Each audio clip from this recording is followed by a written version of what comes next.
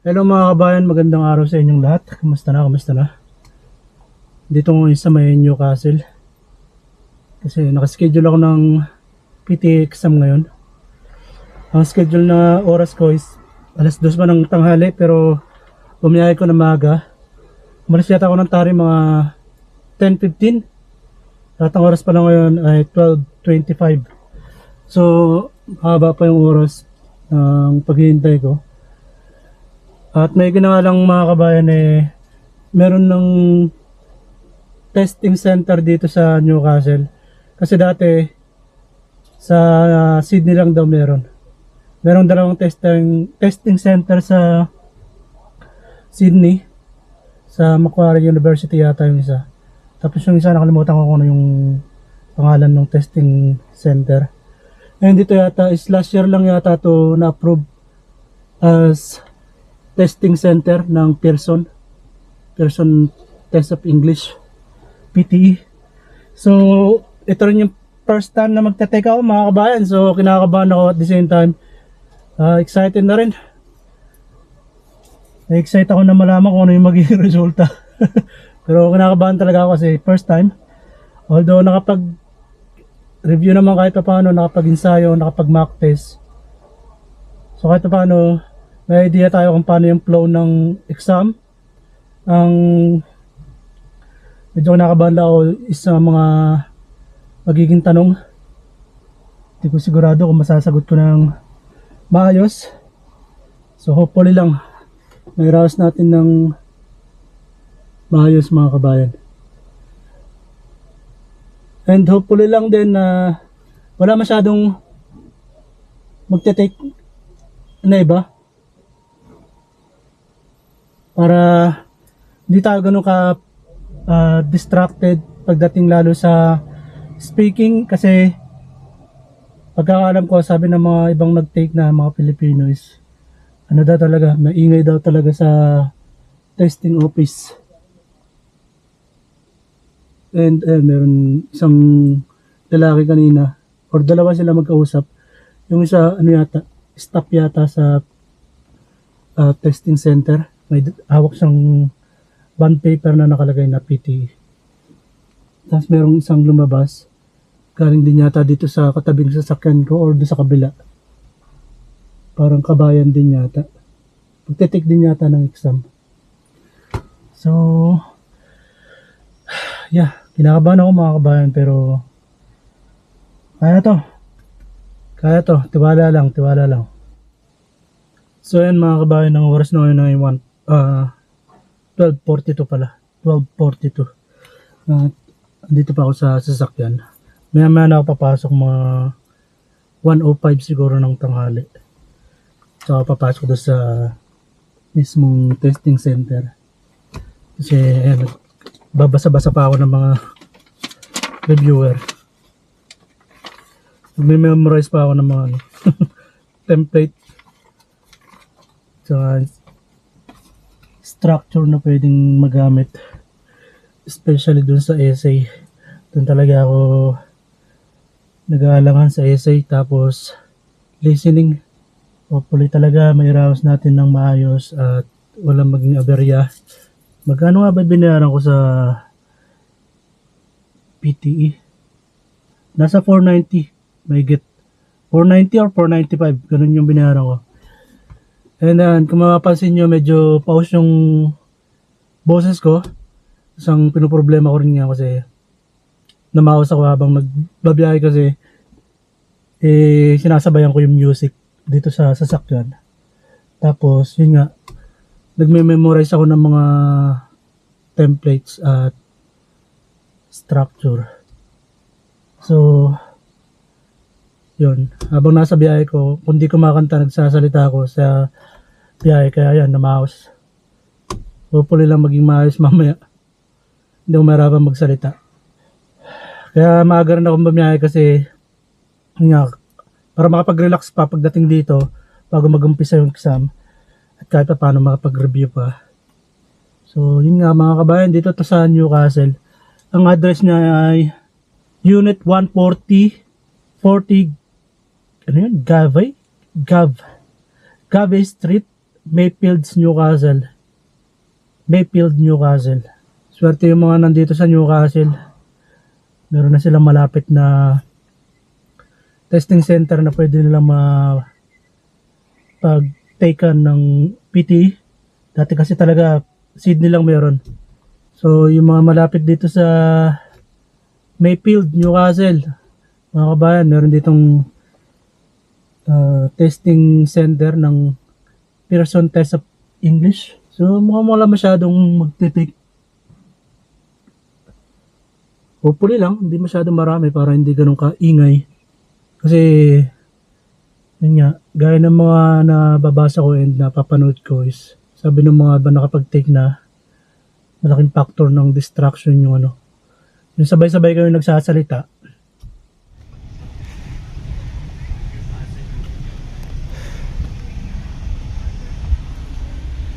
Early the next morning. Good morning mga kabayan, kamusta? Magandang araw sa inyong lahat.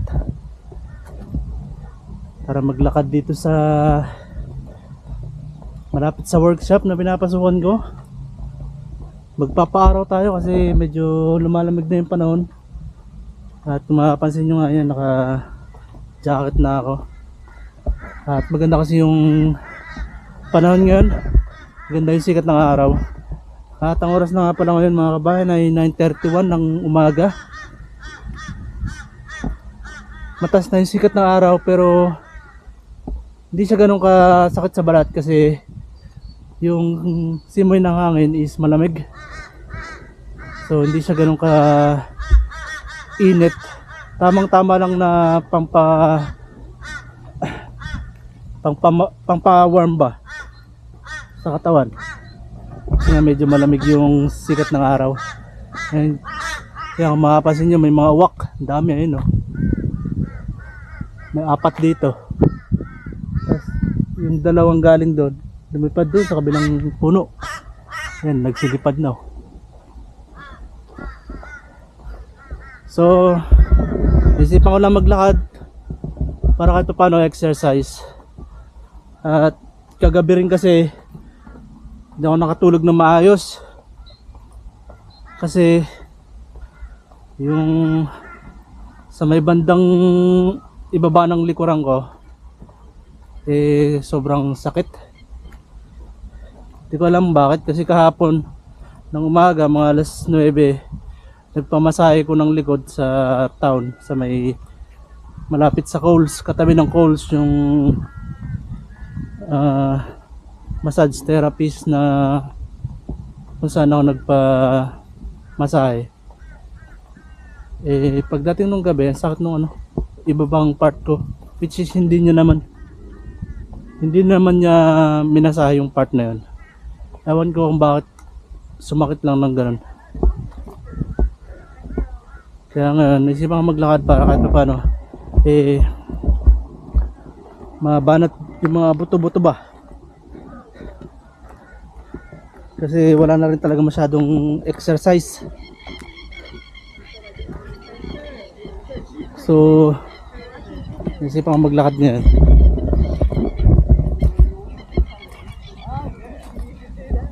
Good morning. Yeah. At dinala ko rin yung drone mga kabayan kasi papalipad tayo, papractice tayo magpalipad dito sa may malapit sa workshop na pinapasukan ko. Kasi dito talaga ako nagpa-practice na magpalipad ng drone kasi open space siya. Yun nga lang, may nakita akong lumilipad na maliit na aeroplano kanina. Pero magpapalipad naman tayo with caution pa rin. At dahil nga kagabi sobrang sakit ng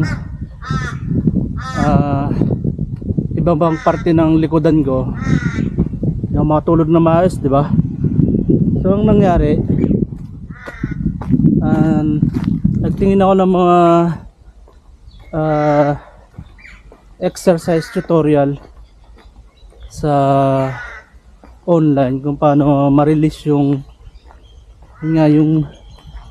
back pain, lower back pain. So may mga napanood ako.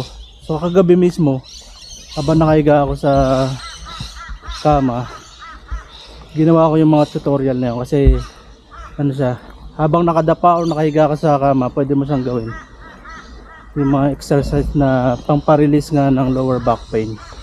And then nakatulog naman, nakatulog ako na maayos. Nakatulong yung mga tutorial na ginawa ko. At ngayon wala na talaga akong nararamdaman na lower back pain. Una nga, bago ako matulog, nilagyan ko ng ano ba yung dinidikit yung tawag doon?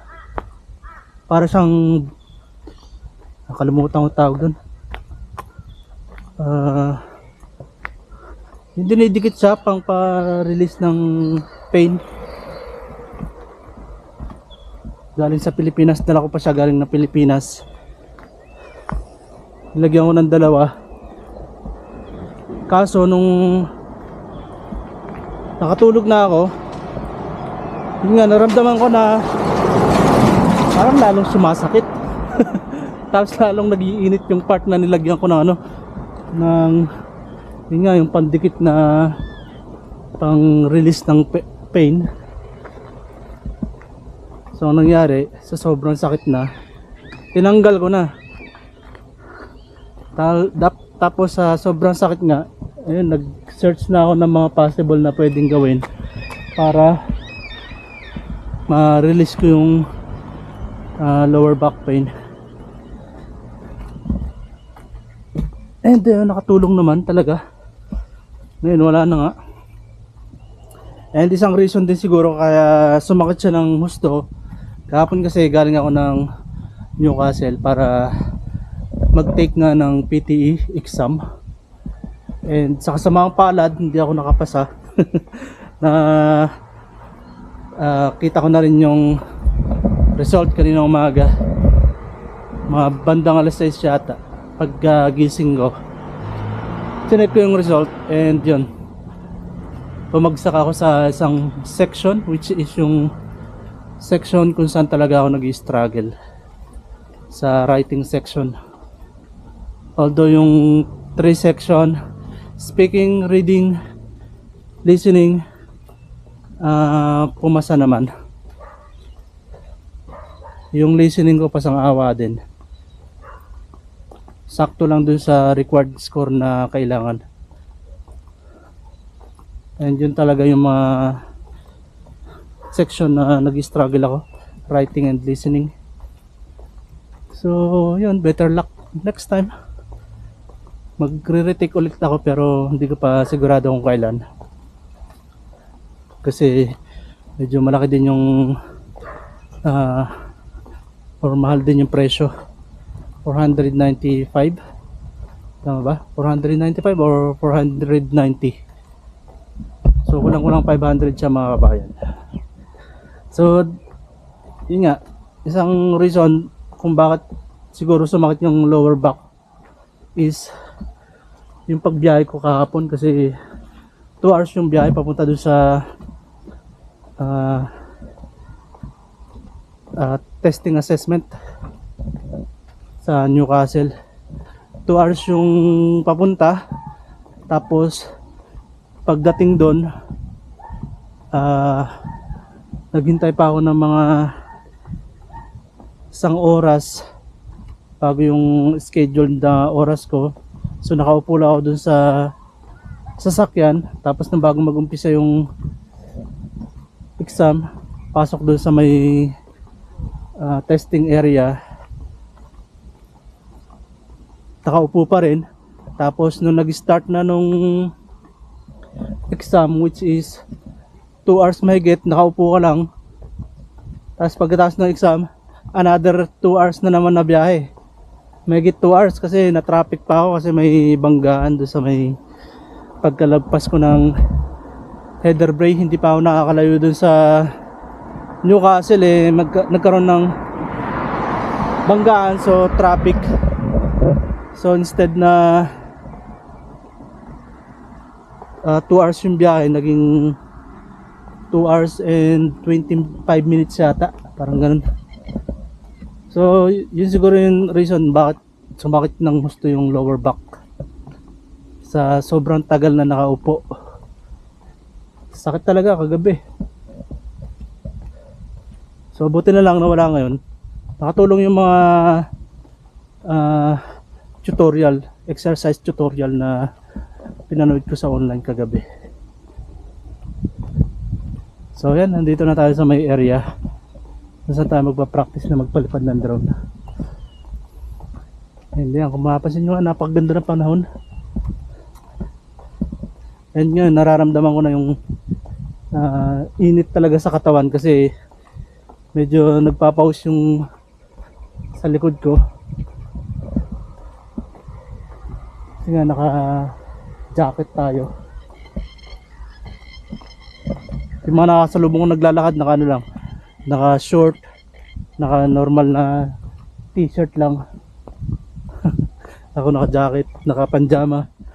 So nararamdaman ko yung ano ngayon, yung alinsangan. So dun tayo papwesto mga kabayan. Sana yung unang naisipan kong pwestuhan, kaso maalangan kasi tayo pag may mga palakad-lakad kagaya ng mga yun. O di kaya mamaya baka kasi merong magtambay rin dito mga nakasasakyan.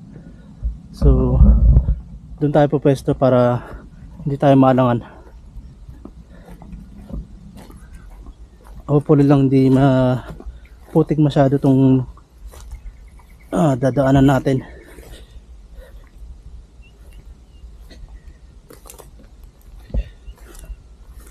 Kasi basa basa. Hindi ko alam kung basa siya dahil sa ulan or basa siya dahil sa hamog.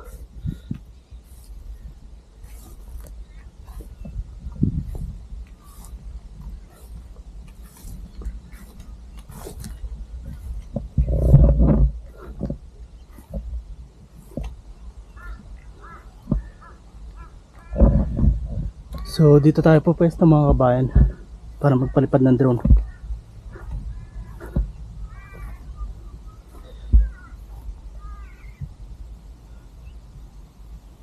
Pwede rin sana mamingwit dito.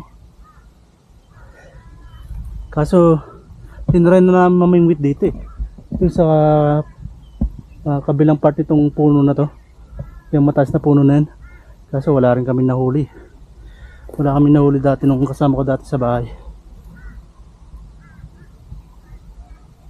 So tara, set up tayo ng drone. Lipad tayo ng drone.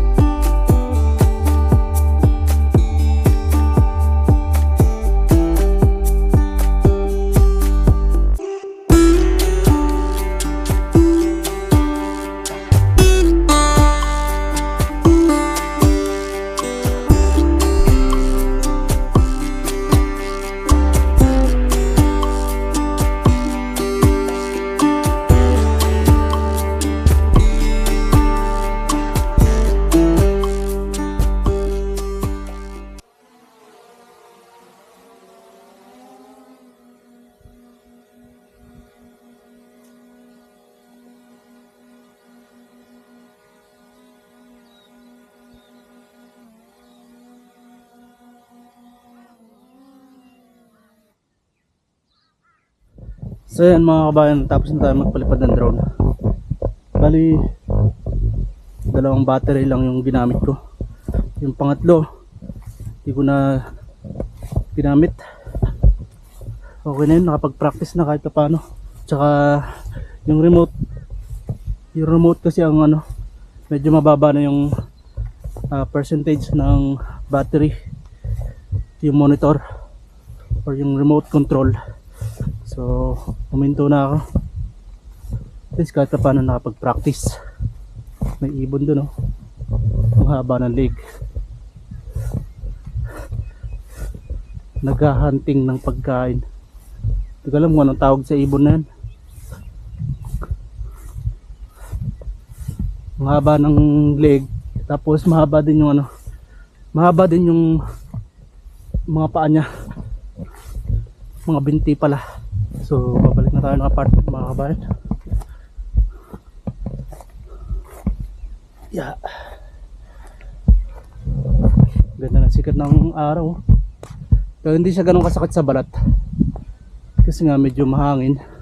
Tapos yung simoy ng hangin nga malamig. Yan mga kabayan, biglang kumulimlim, oh. Kanina napakaganda ng sikat ng araw, oh.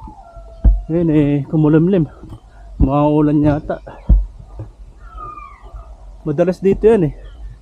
Hindi mo mapapredict yung ano, yung ulan, unless i-check mo sa weather forecast. Sa umaga maganda yung panahon, tapos maya maya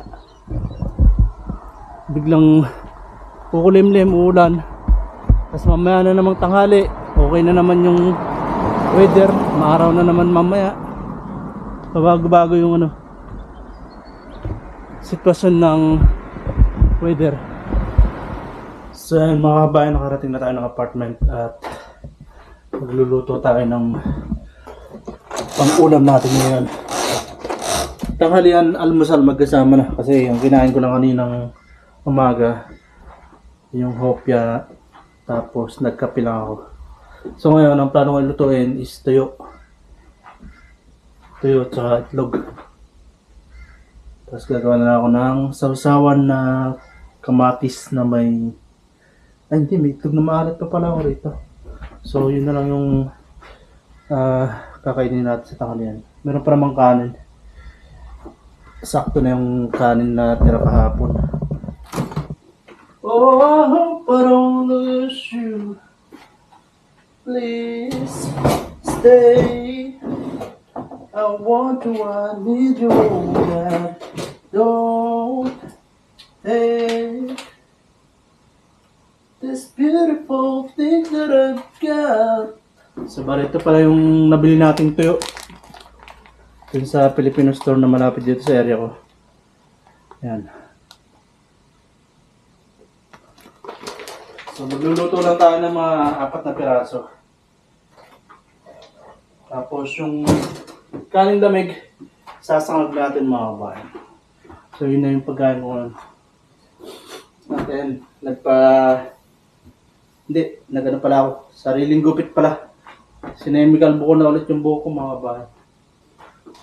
Please stay.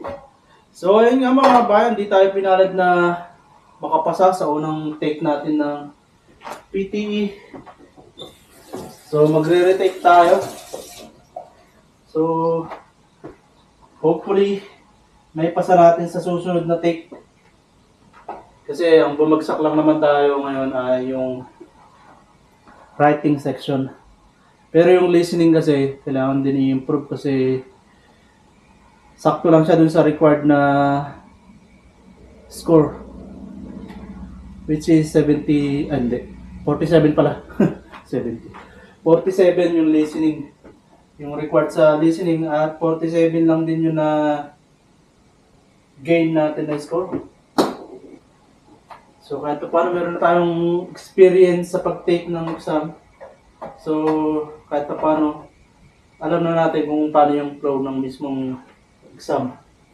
So yun nga, kailangan mag-retake and kailangan magbayad. So mag-ipon muna ako ng pambayad bago mag-retake kasi medyo may kalakihan din, 495 or 490 yata.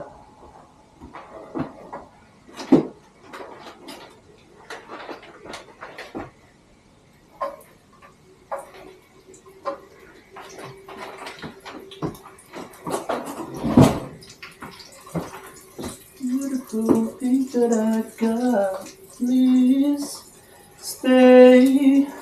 But what do I need you, God?